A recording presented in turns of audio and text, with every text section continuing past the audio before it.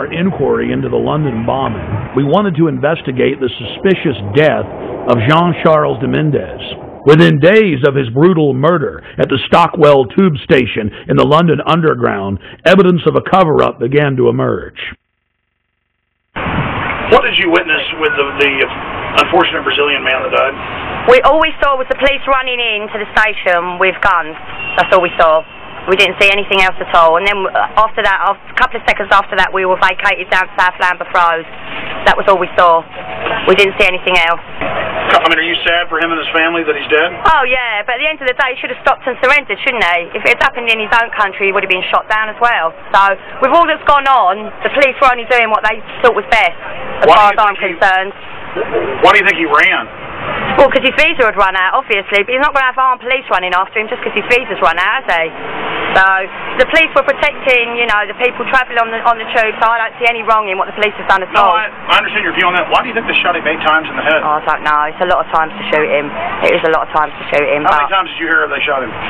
5 at first.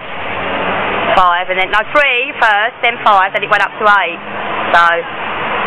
And the police admit they tackled him and then shot him.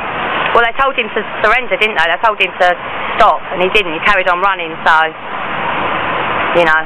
What else could they have done, as far as I'm concerned? 007, huh? 007. License to kill. Yeah. I still believe that there should be a shoot-to-kill policy. I still believe, personally. But that's my views, you know. I think people should give up their liberty for freedom. All right. London police were later forced to admit that Mr. Dominguez never ran from them, wasn't wearing a heavy coat, and that a special army unit had killed him execution style with over 10 shots to the head at point-blank range. The British government was so desperate to keep the details of the shooting secret that they went so far as to arrest an ITN television journalist who had simply gotten a copy of what would normally be a public police report.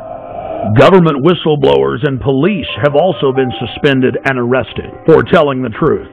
We had our details taken and were threatened with arrest simply for asking questions of locals outside the Stockwell station and videotaping police. Where are you based? Austin, Texas.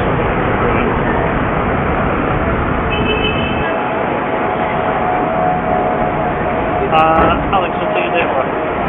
21174. Would you just rather zoom grab for it? No, it's okay. Well, here, just let me do it. Take it down. That's all it is, mate.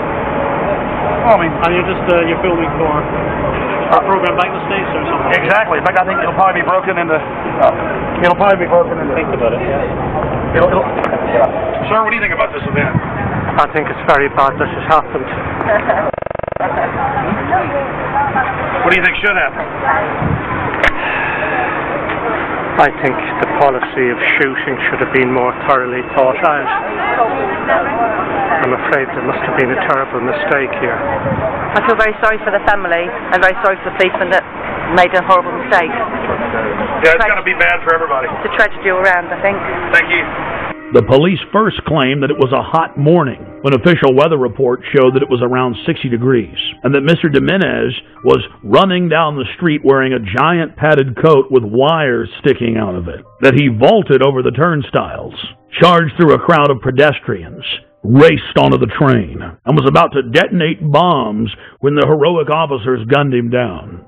The authorities then conveniently claimed that all the surveillance cameras malfunctioned that morning. Police have now been forced to admit, thanks to watchdogs in their ranks, that none of the cameras malfunctioned, and they've now released the video.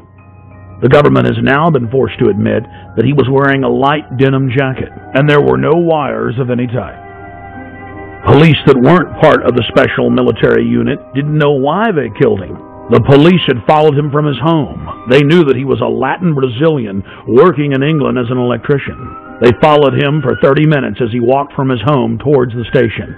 Once in the station, he calmly bought a Metro paper, paid for his ticket with his Metro Oyster card, and then walked onto the train. Passengers then reported that they were told to get off the train. Once they'd stepped off, still looking through the windows, they saw the Special Forces police squat on Mr. Dominguez and shoot him over 10 times in the head. Witnesses said Dominguez looked at the authorities as if he knew them. He was like a scared rabbit, and he was killed execution style. The question is why?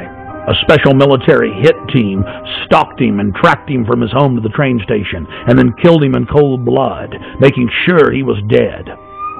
It's well known that if somebody has a bomb, you don't shoot at them. And you certainly don't get near them. No, Mr. Dominguez had seen something he wasn't supposed to see. He learned a little too much, and he had to be eliminated. We were at the station just a week after he was killed, and many of the facts we've covered were already public knowledge. But still, some of the locals made excuses for the police. Within hours of the 7/7 bombings, Israeli Army radio was reporting that Benjamin Netanyahu, the former Prime Minister of Israel, had been warned not to leave his hotel that morning to attend a meeting less than 100 yards away from one of the train stations that was bombed. The Associated Press ran the headline, "Netanyahu changed plans due to warning." Then the current Prime Minister, Ariel Sharon's office, instructed Israeli officials not to give interviews to the foreign media concerning the warning. Israel's Foreign Office attempted to spin the story, saying that they'd given a general warning to the British that day. Then, several weeks later, the head of Mossad told a major German newspaper that he indeed had issued a warning to Benjamin Netanyahu at 8:40 a.m., 10 minutes before the first blast. Conveniently for authorities, the bus surveillance camera malfunctioned. Something else happened that was convenient for the establishment line. All 4 of the supposed bombers' identification cards survived unscathed at all 4 events. But there was just one problem. In one case, one of the bombers' IDs was found at 2 separate locations. As the evidence mounts, it is crystal clear.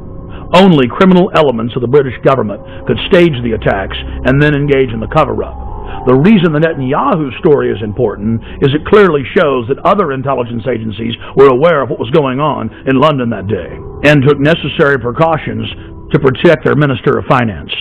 In 1994, the Israeli embassy in London was bombed. This was at a time when I was in the service. I joined the Middle Eastern section shortly after that, and I was actually astounded to read a document written by a senior MI5 officer who'd seen all the information coming in about this attack, and he said that he believed that the Israelis had bombed their own embassy. In any staged terror attack, governments have to be extremely careful to keep the operation shielded, compartmentalized.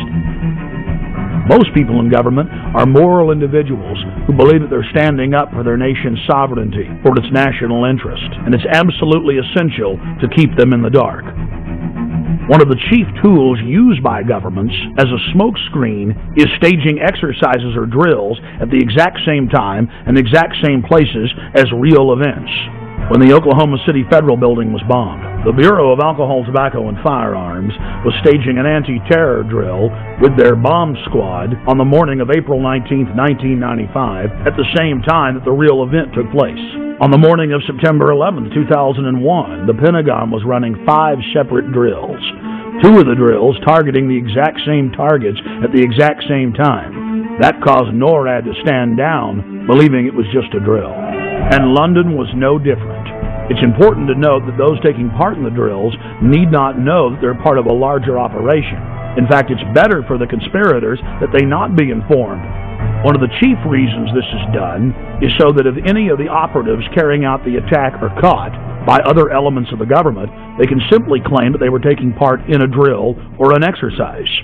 NSA, Infopol 9, and Echelon-type systems that are scanning for terrorist chatter will be fooled into believing they've simply picked up part of an exercise. On the morning of 7/7 in London, there was a simultaneous exercise targeting the exact same trains, the exact same bus, at the exact same locations, at the very same